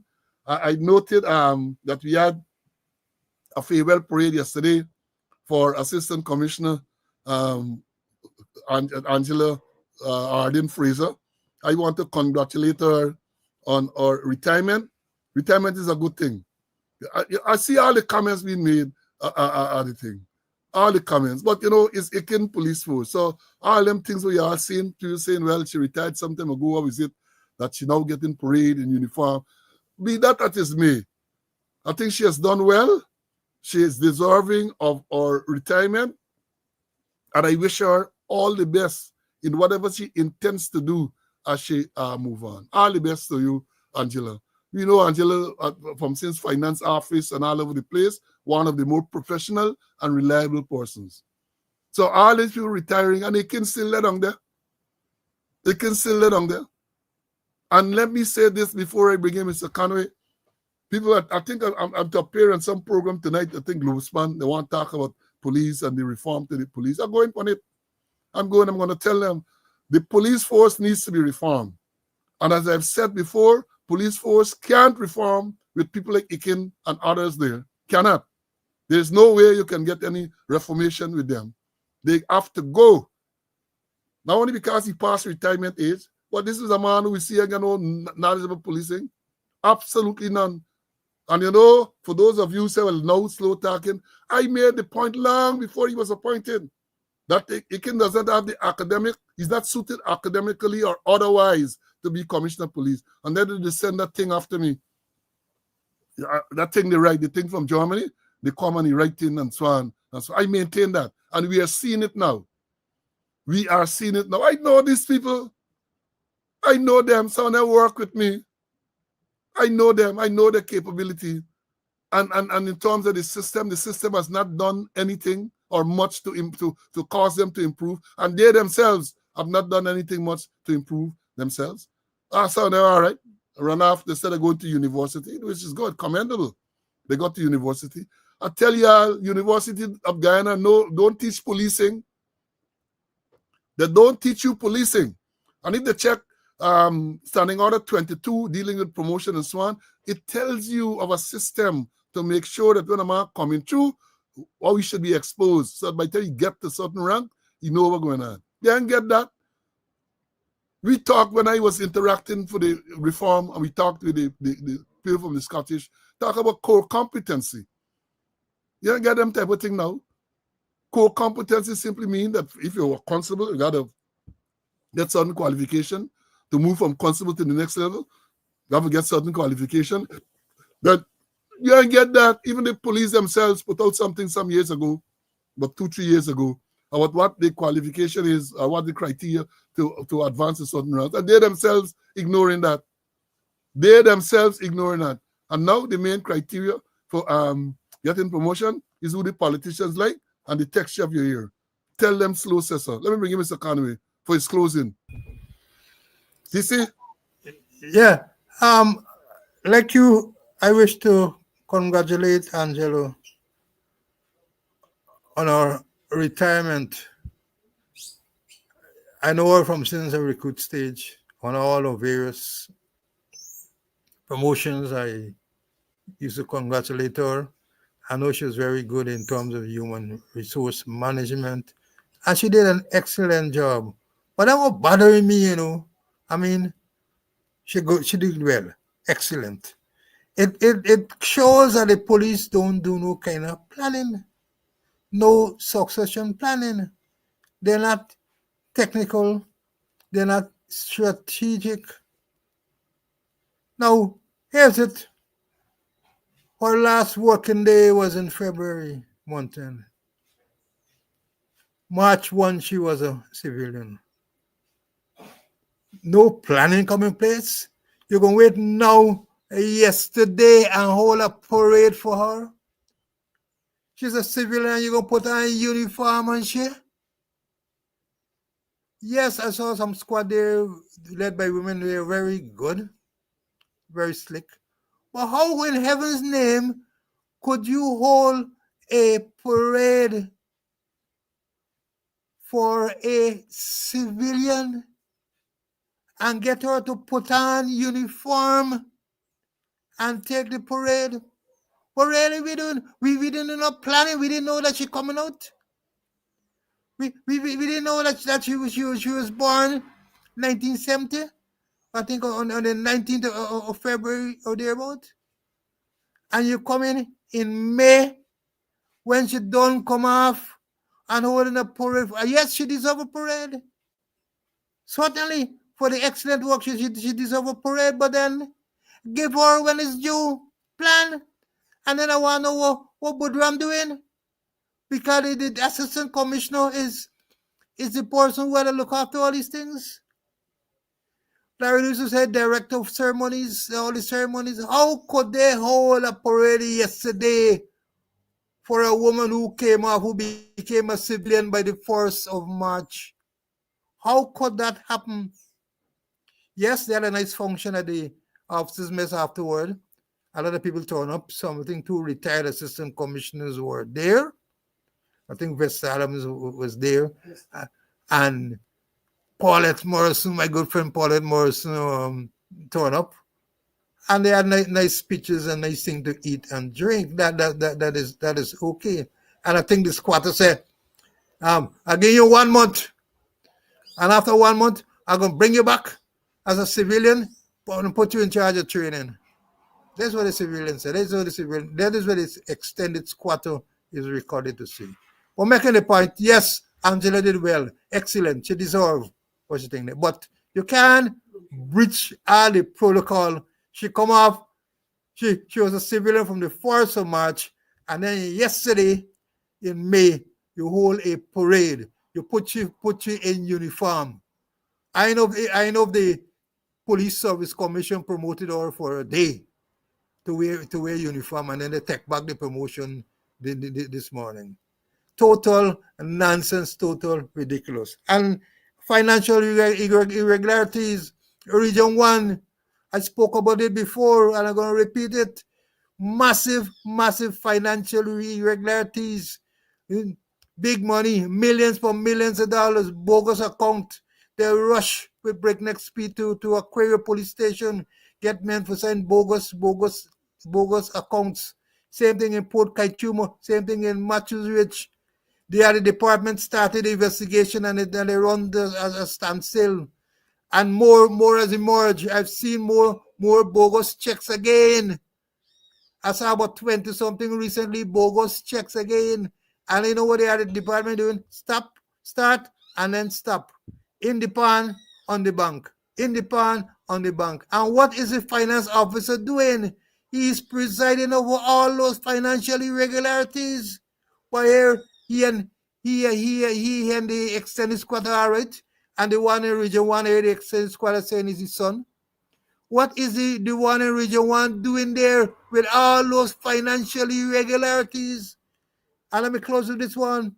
I mentioned all in the year, in last year, that some recruits, some Amerindian recruits, they pass out now. I think they gone back to Region 9, where they have to use their own money to buy boots from a corporal at police headquarters. A corporal from police headquarters was selling them boots, and they had to pay when the government just buy boots for them. But they had to pay the corporal for the boots that they wear, and the corporal and son fronting for very senior officer. And up to now, the recruits have not been refunded their money. Money that they pay for buy boots to wear to do the police work. And let me close up there. I have much more to say, but let me close up there now. Because I get a little upset.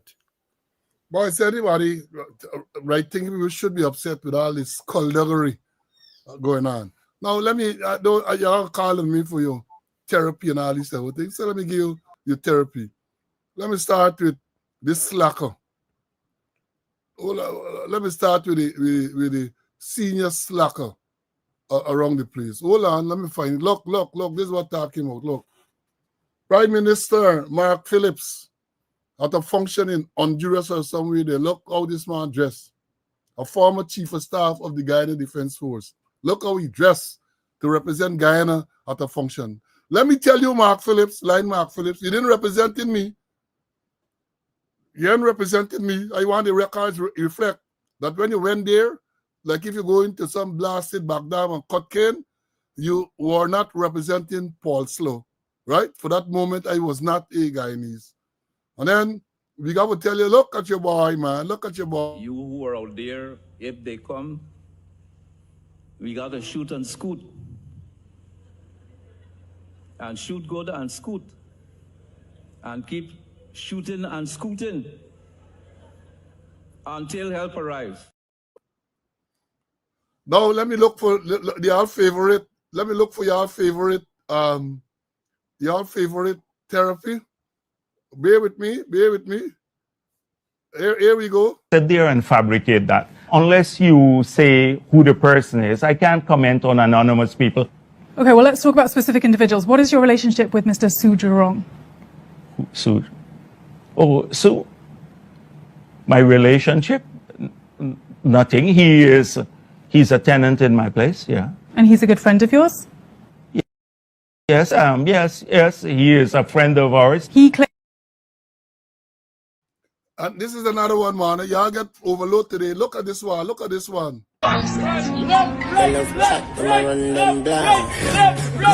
class. Anytime love does God more than anybody outside.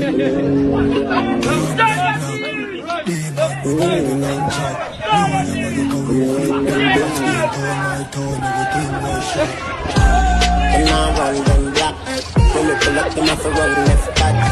9 ball in the kick come back. The ball so me fly them back.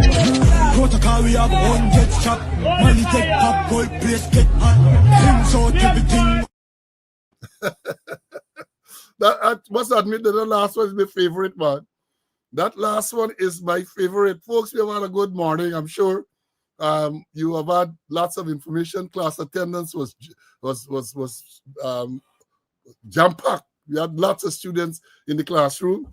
I must again, and as I always remind y'all, for those of you who want to, let me get that is the wrong one. Let me remind you, for those of you who want to make a contribution to the continued upkeep of this program, let me give you a little tap up. Those of you who can afford to, we want to thank all those who have been making the contributions, and thank you from the bottom of my heart.